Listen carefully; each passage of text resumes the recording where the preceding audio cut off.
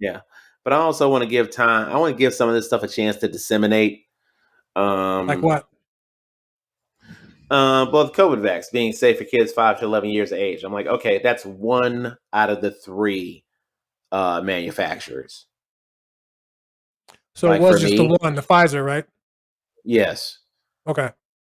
I would feel more comfortable talking about that at length once Johnson and Johnson and Moderna have also provided some sort of data. Why is that? Because I want to be able to tell a comprehensive story. I don't think there's enough information just to talk at length on that particular subject when for me as someone who opted to vaccinate and also opted to vaccinate my children, I want to know more about the other two manufacturers. Okay, if Pfizer puts some information out, that's great. What about everybody else?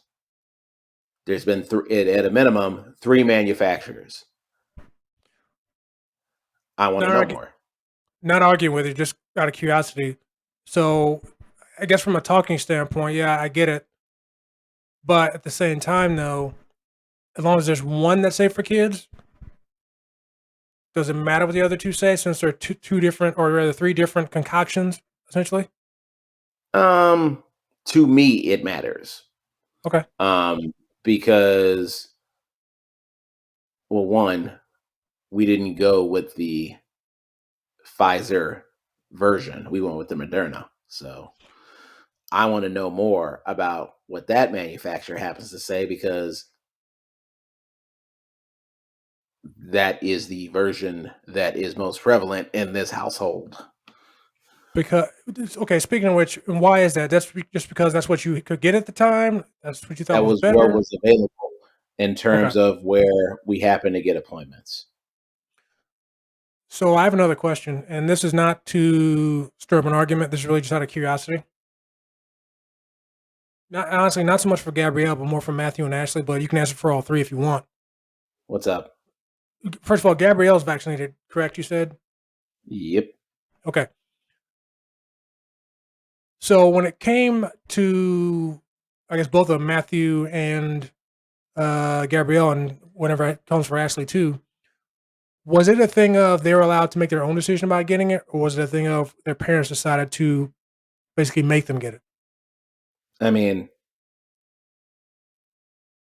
the question even feels weird to me, but I think their concern about their parents was so great, especially in light of the fact that Christy had far more severe um,